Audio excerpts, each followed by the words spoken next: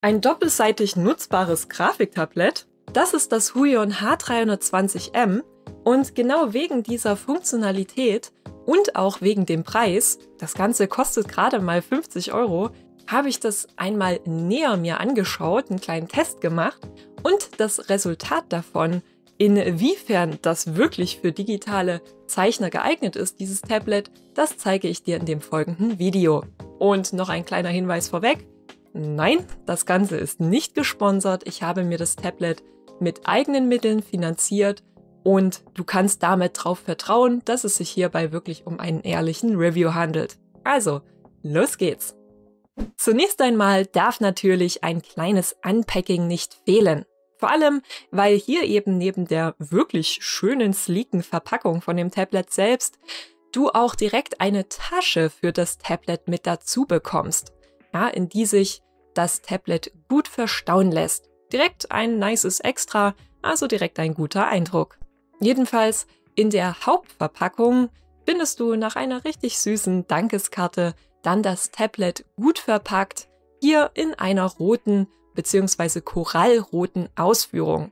Es gibt auch eine schwarze Version, die ich tatsächlich auch normalerweise bevorzuge, aber auf der Produktseite hat mir das einfach besser gefallen und ich muss sagen, das hat mich jetzt in echt auch nicht enttäuscht. Das sieht wirklich ziemlich nice aus.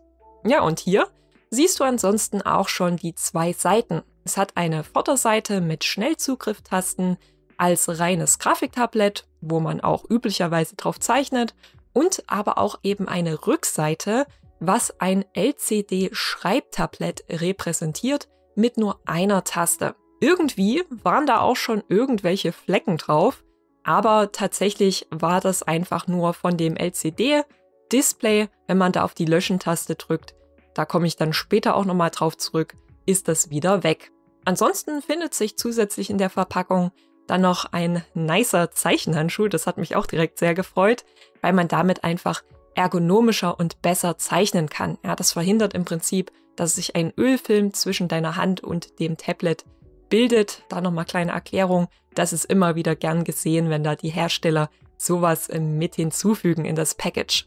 Ansonsten kriegst du hier noch ein Wischtuch zum Putzen des Tablets dazu, sowie natürlich ein USB-C zu USB-A-Kabel für die Stromversorgung des Tablets. Ohne geht das nicht, es ist kein Akku enthalten und es funktioniert auch nicht via Bluetooth. Du musst es wirklich immer über Kabel angeschlossen haben, stationär, entweder am Laptop, Rechner oder auch Android-Handy, das geht auch, aber es muss eben wirklich mit Kabel verbunden sein. Dazu, was ich sehr schön finde, gerade als Mac-User hat man ja oft das Problem, dass man keinen USB-A-Anschluss hat oder der bereits besetzt ist, wenn man denn einen hat. Und da kommen hier auch USB-C-Adapter dazu. Gut mitgedacht, hier wieder ein kleiner Pluspunkt. Und neben dem Tablet selbst und all diesen Zusätzen darf natürlich der Stift, der Stylus selbst mit den zwei Schnellzugrifftasten nicht fehlen. Ja, damit arbeitet man auf dem Tablet, das ist der Eingabestift und der macht hier auch einen sehr, sehr guten Eindruck, arbeitet im Gegensatz zum Tablet batterielos, ja, den muss man nicht aufladen. Der liegt vor allen Dingen leicht und gut in der Hand, das finde ich immer sehr toll. Mein Wacom-Stift ist da deutlich schwerer. Allerdings, was mir hier direkt auffällt, kommt der mit einer Art Gummi, und das verstehe ich bis heute nicht, die super schnell vollfusselt. Also gefühlt bei allen GTs, das ist jetzt nicht Grafiktabletts, das ist jetzt nicht nur auf Huion bezogen. Bei Wacom ist es nicht ganz so schlimm, aber gefühlt bei allen anderen Tablets, die haben so eine Art Gummibeschichtung.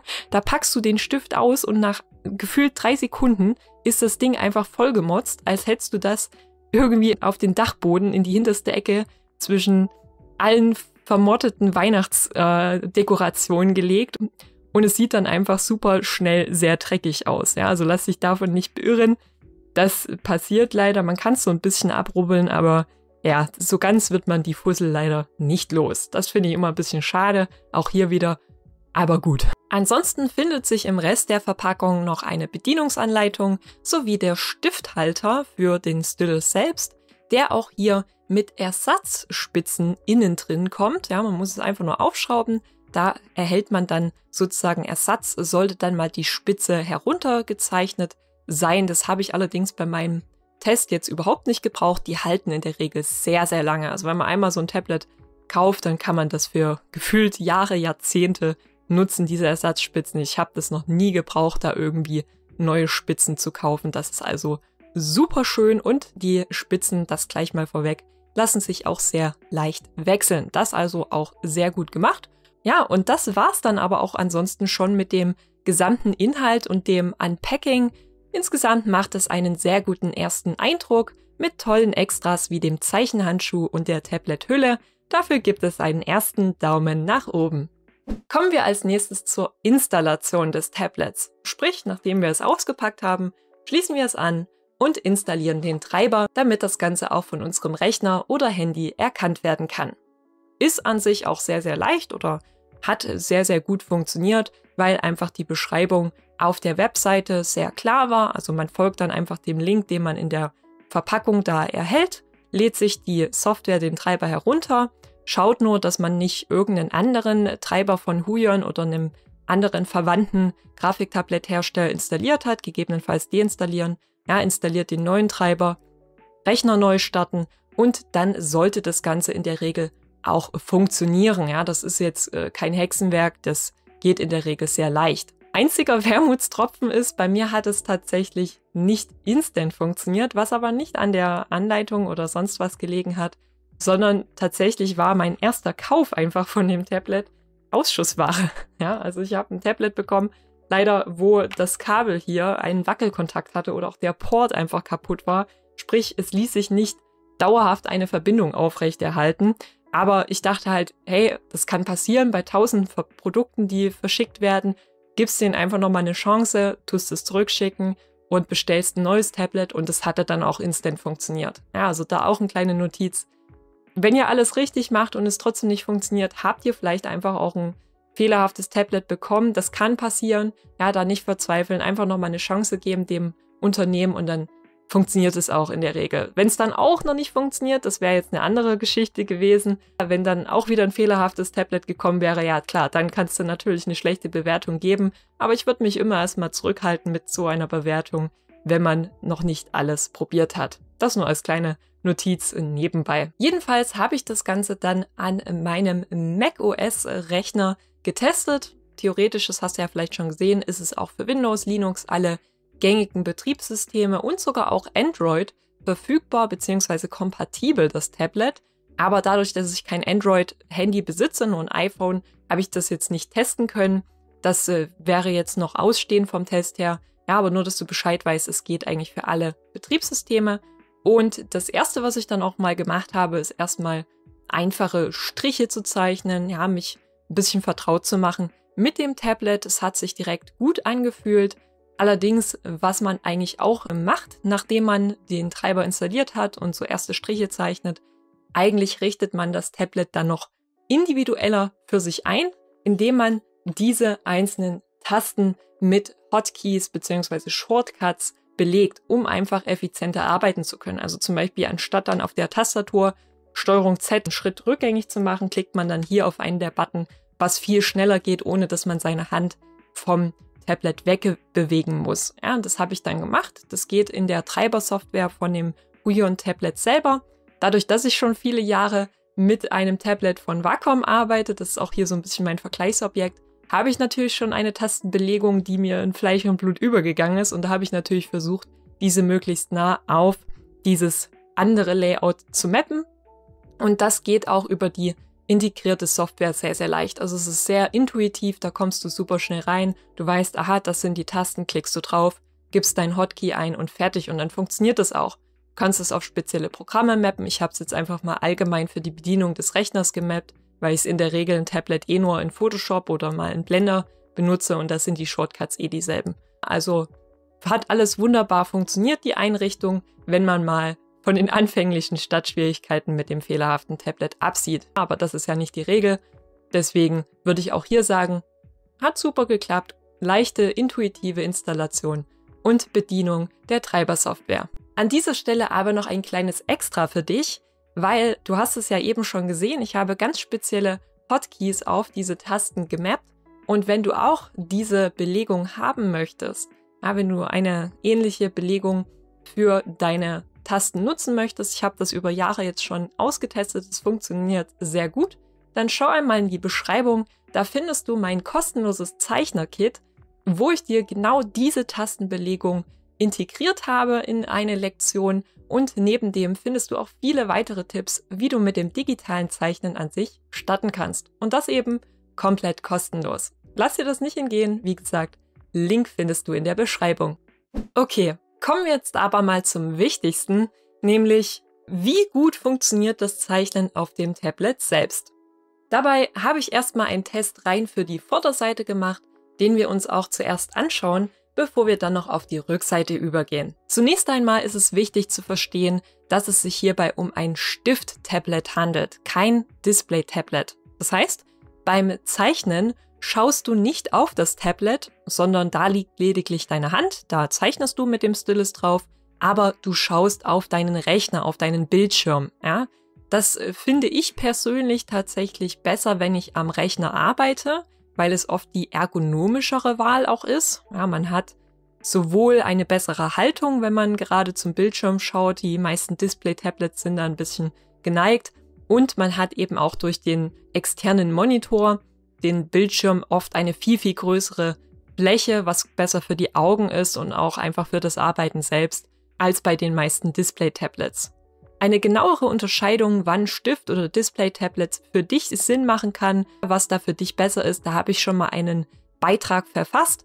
Den findest du auch als Link in der Beschreibung, wenn es dich interessiert. Jedenfalls habe ich mich zunächst mit einfachen Strichübungen, dem Zeichnen von Formen und anschließend auch Gesture Drawing, also figürliches Zeichnen, mit dem Tablet vertraut gemacht. Was ich dir auch immer nur raten kann, das ist sowohl eine gute Aufwärmung für das Zeichnen selbst, ja, immer wenn du mit dem Zeichnen startest, so ein paar Strichübungen machen, das kann nicht schaden, und vor allen Dingen auch, wenn du ein neues Tablet dir holst, dass du nicht mit einer elaborierten Zeichnung, ja, von Skizze bis Finish da anfängst, sondern einfach mal so einfache Übungen machst. Das ist in der Regel viel besser, da kannst du viel mehr ausprobieren und hast gleichzeitig auch ein Grundlagentraining. Zunächst einmal muss ich sagen, war ich positiv überrascht, welche große Zeichenfläche das Tablet doch bietet. Ja, im Vergleich zu meinem Wacom-Tablet ist es nur minimal kleiner, also man kann eigentlich sagen, es ist nahezu die gleiche Zeichenfläche, die einem da zur Verfügung steht, minus dem ganzen Auflagerand. Das ist ja wirklich nur Auflagerand bei Wacom,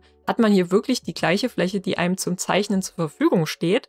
Und das macht es halt super gut, dass man auf diesen trotzdem relativ kleinen Tablet auch aus dem Arm heraus zeichnen kann. Das ist ein Problem, was viele kleine Tablets haben. Das heißt, wenn du nicht aus dem Arm, aus dem Ellenbogengelenk große, schwungvolle Linien zeichnen kannst, kannst du entsprechend nicht selbstbewusst, ergonomisch und auch gut zeichnen. Ja, gerade beim Skizzieren solltest du nicht aus den Fingern, aus dem Handgelenk, ja, so kleine Striche machen. Das sollte man eher vermeiden. Und das geht aber schlichtweg nicht, wenn das Tablet nicht groß genug ist, beziehungsweise die Fläche zum Zeichnen darauf nicht groß genug. Und das ist hier aber gegeben, was mich eben sehr überrascht hat oder was ich sehr, sehr gut finde für diese Preisklasse. Ja, unter 100 € kriegt man eigentlich nicht so eine große Zeichenfläche, was ich hier als sehr, sehr gut empfand. Außerdem sind das Tablet und der Stift super leicht. Also im Gegensatz zu meinem doch eher klobigen Wacom, sage ich mal, es ist auch jetzt nicht super schwer, aber man merkt den Unterschied. Und das kann eben auch den entscheidenden Unterschied machen, wenn man das Ganze transportieren möchte. Sprich, du bist mit deinem Laptop vielleicht unterwegs, dann lässt es sich leicht in den Rucksack mit zu dem Laptop verstauen, das Tablet. Du siehst, es ist wirklich super klein, super handy und leicht eben. Es fügt jetzt nicht super viel extra Gewicht hinzu. Und was ich eben auch immer schön finde, ist, dass man sich jetzt nicht verhebt, wenn man den Stift hält. Also der ist wirklich super, super locker, super leicht. Wie ein Bleistift im Endeffekt. Fast nicht mehr. Und das macht halt das Zeichnen auch sehr natürlich und sehr angenehm, als wenn man da jetzt einen super schweren Stift in der Hand hat. Und vor allem, das ist ja das Wichtigste eigentlich beim Zeichnen, die Qualität von dem Stift, die ist auch herausragend. Sprich, ähnlich wie Wacom hat es tausende von Druckstufen, die auch sehr gut erkannt werden im Programm, wie du hier auch sehen kannst. Ja, also da habe ich jetzt überhaupt keinen Unterschied zu meinem Wacom-Tablet feststellen können. Es zeichnet sich wunderbar damit, vorausgesetzt man weiß mit seinem Zeichenprogramm umzugehen. Ja, das ist natürlich immer die Voraussetzung. Ich habe dann die Brushes noch ein bisschen angepasst und vor allem, was ich auch schön finde, Man kann direkt die Druckkurve in der Treibersoftware einstellen, sodass man nicht mit so viel Druck zeichnen muss, um stärkere Striche zu erzeugen. Also sprich, die Drucksensitivität beschreibt einfach, dass man, je mehr Druck man hinzugibt mit dem Stift, desto breiter werden die Linien. Das ist ja der Vorteil vom Zeichnen mit einem Tablet gegenüber einer Maus, dass man solche Druckunterschiede, dass diese registriert werden. So, und da kann man es eben einstellen, dass man nicht so viel Druck ausüben muss und dass man entsprechend ergonomischer zeichnen kann, dass selbst bei weniger Druck die Striche dicker werden. Das ist also auch sehr vorteilhaft, wie ich finde. Das hat hier wunderbar funktioniert. Ein sehr, sehr guter, effektiver und einfach qualitativ hochwertiger Stift. Wie du sehen kannst, habe ich wirklich jede Menge gezeichnet und dabei keine Stiftspitzenabnutzung festgestellt. Das hat also wunderbar funktioniert. Und nach einer gewissen Eingewöhnungszeit, ich würde so sagen, so 30 Minuten hat es gedauert, nach ein bisschen noch an den Einstellungen schrauben und eben wirklich einfach vertraut machen mit dem Tablet. Ja, da war ich dann auch vollkommen drin, was eine sehr gute Sache ist, würde ich sagen, gerade weil ich eben schon mein Wacom-Tablet so lange gewöhnt bin. Ja, das ist nicht unbedingt selbstverständlich, dass man dann von jetzt auf gleich auf ein anderes Tablet switchen kann, wenn man schon jahrelang ein anderes gewohnt ist. Also da wirklich großer Pluspunkt. Und vor allen Dingen, wenn du neu bist, wenn du noch gar kein Tablet gewohnt bist, glaube ich, geht es sogar noch schneller, dass du dich auf dieses Tablet, das Zeichnen damit gewöhnst, was dann nochmal ein größerer Pluspunkt ist. Also hier habe ich wirklich nichts auszusetzen. Zeichnen hat wunderbar funktioniert. Ich habe ja erst viele Skizzen gemacht, wie gesagt, zum Aufwärmen. Auch so eine Gesture-Drawing-Session mit vielen verschiedenen Figuren, die ich da gezeichnet habe. Eine gute Grundlagenübung. Und dann habe ich mich auch daran gemacht, ich wollte noch ein paar andere Sachen austesten.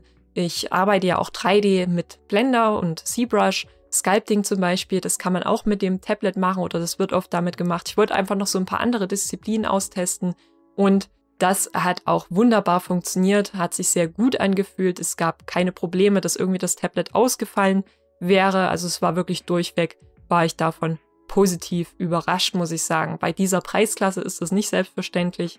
Also wirklich ein rundum sehr, sehr gutes, funktionables Grafiktablett, was sich sehr gut zum digitalen Zeichnen und eigentlich für alle anderen Tasks, die du zum digitalen Arbeiten, wo du ein bisschen mehr Kontrolle brauchst als mit der Maus, was sich dafür sehr, sehr gut eignet, wie eben auch Sculpting, Malen, Schreiben teilweise, Handschrift, das geht auch. Also viele verschiedene Use Cases, was Standard-Grafiktabletts auch erfüllen, ist hier auf jeden Fall gegeben. Okay, bisher haben wir uns nur die Vorteile von dieser Seite des Tablets angeschaut. Wichtig ist natürlich auch zu gucken, was hat mir nicht so gut gefallen, was sind eventuelle Nachteile, die du natürlich auch mit bedenken solltest, wenn du dich auch für dieses Tablet interessierst und über einen Kauf nachdenkst. Das erste, was mir ein bisschen unschön aufgefallen ist, ist diese Anschlussstelle von dem Kabel selbst. Das liegt an einer meiner Meinung nach denkbar ungünstigen Stelle, wie du es hier auch sehen kannst. Ja, das liegt direkt neben den Schnellzugriff-Tasten. Wenn ich das also hier anstecke und dann zeichne, liegt und diese Tasten bediene, komme ich immer mit meiner Hand daran. Ja, oder ich bin sehr, sehr oft daran gekommen. Was super ungünstig ist und wo ich mir auch vorstellen kann, ich habe es jetzt nicht erlebt, sage ich mal, bei dem Test, aber wo ich mir eben vorstellen kann, dass das sehr, sehr leicht zu Kabelbruch führen kann, ja, wenn man zu der Anschlussstelle, wenn man da immer gegen das Kabel kommt.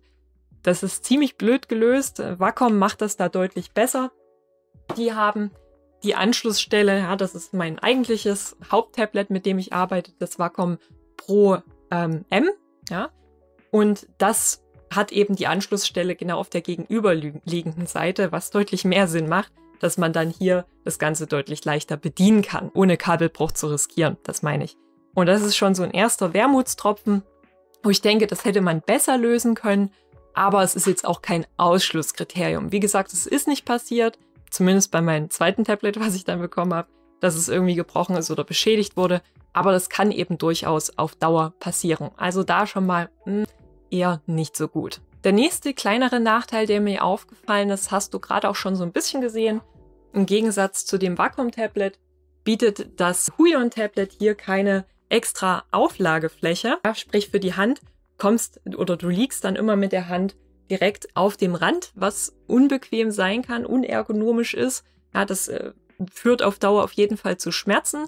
Ich habe es aber gelöst und du kannst das auch lösen, das Problem, indem du einfach im Programm selbst die Bedienfläche, was dann auch für dein Programm gilt, einfach kleiner machst. Also sprich, dass du das Programm, in dem du zeichnest, nicht auf die gesamte Fläche mappst, sondern so ein bisschen Abstand lässt, sodass du dir automatisch einen Rand erzeugst, über den du nicht hinauszeichnest. Dann hast du quasi die Auflagefläche auf dem Tablet selbst. So habe ich das gelöst. Ist ein bisschen schade, weil natürlich Zeichenfläche dadurch verloren geht, aber es ist groß genug zum Glück, dass du genau das machen kannst. Also kleiner Workaround zu einem kleineren Nachteil. Als nächstes im Vergleich zu meinem Wacom hat das Tablet 2 Tasten weniger. Ja, beim Wacom sind da 4 Tasten oben und unten. Würde ich aber sagen, das ist durchaus verschmerzbar, weil selbst bei meiner eigenen Tastenbelegung nutze ich diese oberen Tasten eher selten. Also so diese Anzahl von 6 Schnellzugrifftasten finde ich sehr, sehr in Ordnung. Also das ist eine gute Balance, die man in der Regel auch braucht. Weniger sollten es nicht sein, aber damit komme ich sehr gut zurecht. Was mich ein bisschen mehr gestört hat, ist, dass es kein direktes Drehrad hat. Ja, also hier in der Mitte, das sind verschiedene Tasten auch wieder. 4 Tasten mit einer mittleren Taste, die man auch mit Shortkeys belegen kann. Die nutze ich bei meinem anderen Tablet, beziehungsweise hier hat es eben ein Drehrad bei dem Wacom. Das nutze ich, um die Pinselgröße zu verändern. Also sprich, dass ich schnell meinen ausgewählten Zeichenpinsel kleiner und größer mache, eben über diese Drehbewegung. Das hat sich bei mir schon so eingebrannt, das ist so intuitiv, das liebe ich. Und das hat mir ein bisschen gefehlt, aber ich würde behaupten, das ist auch nicht so ein großer Nachteil. Ich habe es dann so gemacht, bei mir hat es besser gepasst, das auf die Seiten zu legen als oben und unten. Das kannst du machen, wie du willst. Aber da habe ich quasi die Größenänderung draufgelegt. Und es hat dann auch funktioniert. Es ist nicht ganz so schönes Gefühl, aber ich würde schon sagen, das ist persönliche Präferenz und ich bin es halt einfach schon Jahre gewohnt. Man gewöhnt sich nicht von heute auf morgen eine andere Handlungsweise wenn man eben schon sowas so lange gewohnt ist. Ne? Das muss man auch dazu sagen. Deswegen hier nur ein kleiner Minuspunkt. Als nächstes zum Eingabestift selbst. Das hatte ich ja schon erwähnt, diesen einen Punkt mit dem Verfusseln, ja, durch diesen blöden Gummi am Anfang. Das hatte ich ja schon gesagt, das ist ein bisschen nervig. Aber ansonsten habe ich da jetzt eigentlich nichts zu kritisieren am Stift selbst. Der ist super, der liegt gut in der Hand, der ist leicht. Da also nichts Schlimmes. Das Einzige, was ich vielleicht noch kritisieren würde, ist eher beim Stiftehalter. Der ist relativ instabil, also wenn man da den Stift reinsteckt, das ist eine ziemlich wackelige Angelegenheit, da muss man schon gut treffen. Oft macht man das so eher nebenbei, man legt schnell den Stift ab oder will es eben da reinstecken und dann trifft man es nicht genau oder es fällt wieder raus oder man kommt dagegen. Das sind die Wacom-Stiftehalter tatsächlich deutlich besser, muss ich sagen, aber auch entsprechend schwerer. Na, das muss man dann auch sehen. Das ist das Einzige, was ich da noch kritisieren würde. Aber ansonsten, wie gesagt, auch ein guter Stift, ein gut funktionierender Stift mit auch hoher Drucksensitivität. Also da hat man eigentlich gar keinen Qualitätsunterschied zu anderen Tablet-Herstellern, wie zum Beispiel Wacom. Also ansonsten wirklich 1A. Okay, das soweit zum Test der Vorderseite des Tablets. Wie ich es am Anfang angekündigt hatte, besitzt dieses Tablet aber auch noch eine Rückseite, die ebenfalls bedienbar ist. Und wie angekündigt handelt es sich hierbei aber nicht um ein klassisches Stift-Tablet, sondern ein LCD-Display, wo man wirklich auch mit demselben Stift drauf zeichnen kann. Da habe ich mir auch ein paar Notizen gemacht, beziehungsweise das ein bisschen ausführlicher getestet. Ganz allgemein gesprochen handelt es sich hier mehr um eine Art Notepad. Du kannst das Ganze also vergleichen wie mit einem klassischen Notizblock. Ja, wenn du dir da Notizen machst, vielleicht ein Klebepad, ja, da einen Zettel abreißt, da eine Notiz drauf schreibst und es dann irgendwann wieder verwirfst. So in etwa kannst du das vergleichen. Es ist also jetzt nicht für aufwendige Arbeiten gedacht und schon gar nicht für Arbeiten, die du irgendwie speichern möchtest. Das war schon direkt der erste Nachteil, der mir aufgefallen ist.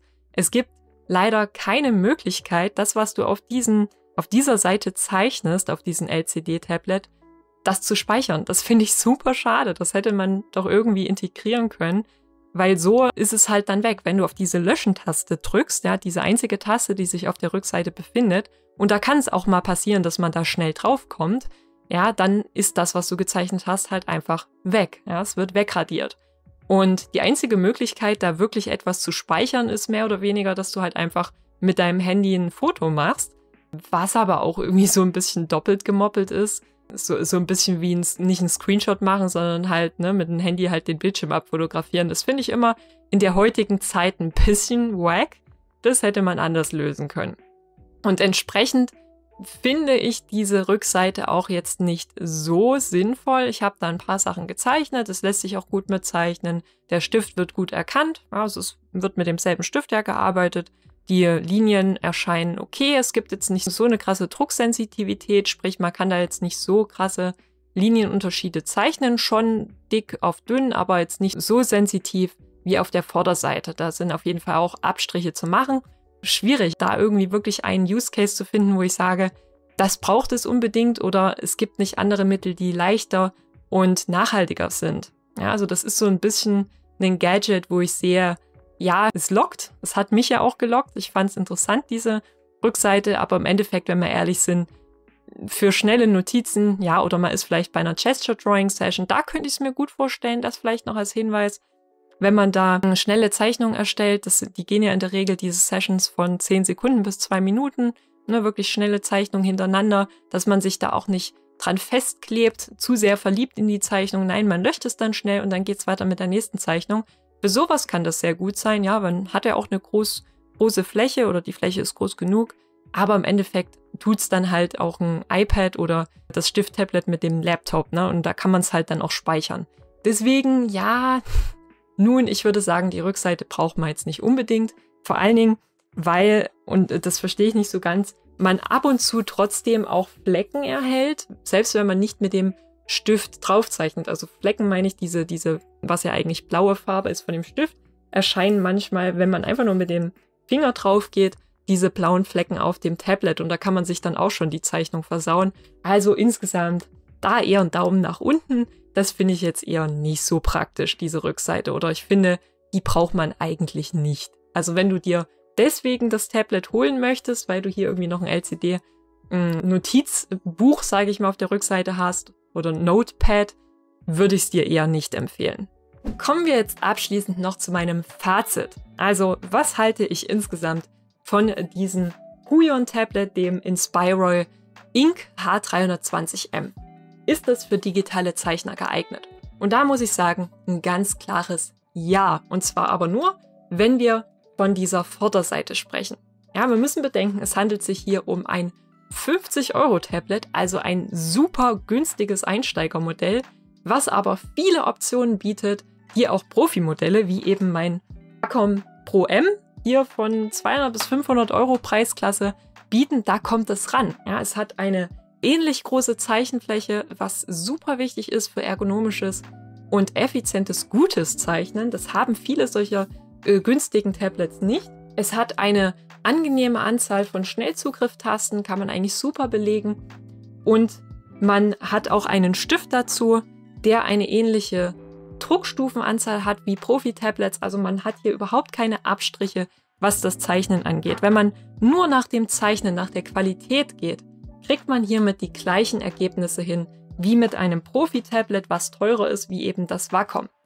Die Unterschiede liegen dann viel mehr darin, würde ich sagen, in dem Komfort und würde ich sagen auch, also der größte Nachteil ist meiner Meinung nach der Kabelanschluss, wo die Lebensdauer des Tablets drunter leiden kann. Das hatte ich ja erwähnt, ja, der Kabelanschluss befindet sich hier neben den Schnellzugrifftasten und das wird meiner Meinung nach eher früher als später dazu führen, dass wenn man diese Tasten häufig verwendet, da kommt man sehr oft, sehr leicht dran, das lässt sich nicht vermeiden an das Kabel, dass es da zu Kabelbruch kommt oder der Port kaputt geht, dass man es dann nicht mehr nutzen kann. Ja, es funktioniert leider nicht über Bluetooth, man muss es anschließen und da hätte man es viel besser machen können, den Anschluss einfach auf die andere Seite zu legen. Ja, warum das nicht gemacht wurde, verstehe ich nicht, aber das ist so für mich der größte Nachteil an dem Tablet, weil es das einfach von der Qualität her sehr stark einschränkt und wahrscheinlich nicht so lange für den Gebrauch macht. Ja, dieses Wacom-Tablet nutze ich jetzt schon seit gefühlt 10 Jahren, also sehr, sehr lange. Und da ist nichts kaputt gegangen, gar nichts da. Das funktioniert nach wie vor. Und das kann ich mir halt hier vorstellen, dass es nicht so lange halten wird.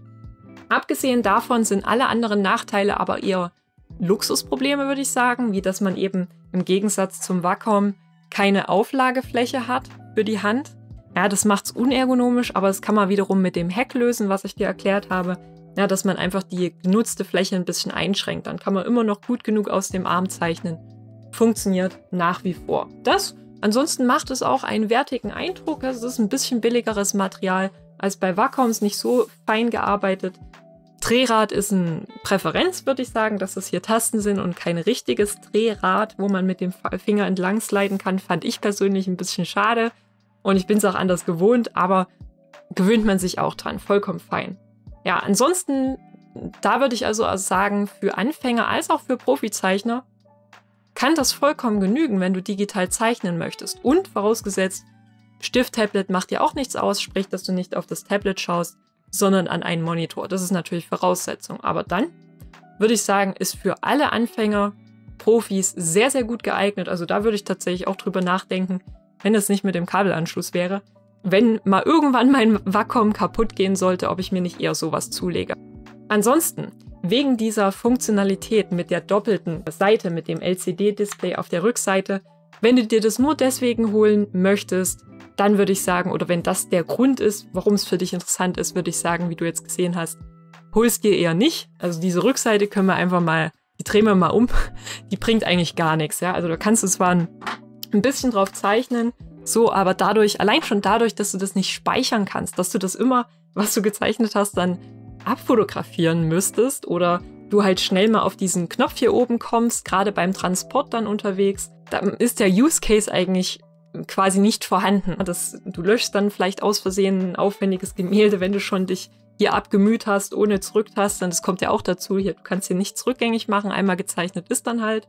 Ne, du kannst nur insgesamt das Werk sozusagen wieder löschen.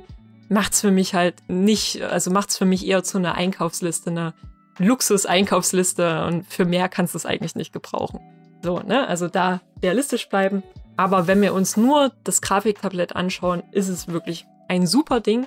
Wenn du es dafür nur nutzen möchtest, kann ich es dir rundum empfehlen. Das auf jeden Fall. Schließlich, das kommt ja auch noch hinzu, ist es sehr leicht, wie ich gesagt habe. Vor allen Dingen, wenn du viel unterwegs bist, wenn du vielleicht außerhalb irgendwo Coworking Space arbeitest, da jeden Tag dein Tablet mitnimmst, ist das sicherlich auch ein Riesenvorteil. Mein Wacom ist jetzt nicht super schwer, aber doch im Vergleich deutlich klobiger und da ist so ein leichtes Tablet auch mit dem leichten Stift deutlich angenehmer zu transportieren. Es ist auch von der Größe her angenehm genug, dass es in jeden Rucksack passt. Wie gesagt, kann ich jetzt eigentlich sonst nicht mehr Abstriche machen.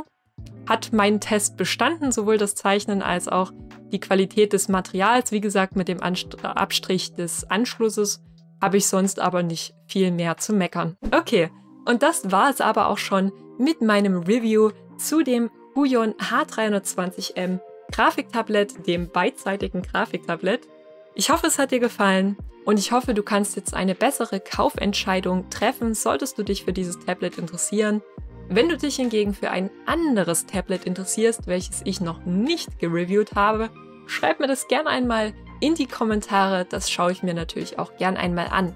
Ansonsten vergiss bitte nicht, ein Like dazulassen und auch diesen Kanal zu abonnieren, weil ich natürlich noch weitere Tests machen werde und generell super viel Wissen für digitale Künstler heraushaue regelmäßig. Ja, da einfach mal abonnieren oder auch gern direkt hier in dieser Playlist einmal weiterschauen, weil ich hier schon einige Reviews für dich erstellt habe. Ja, und ansonsten gilt wie immer jetzt, bleib kreativ und bis bald.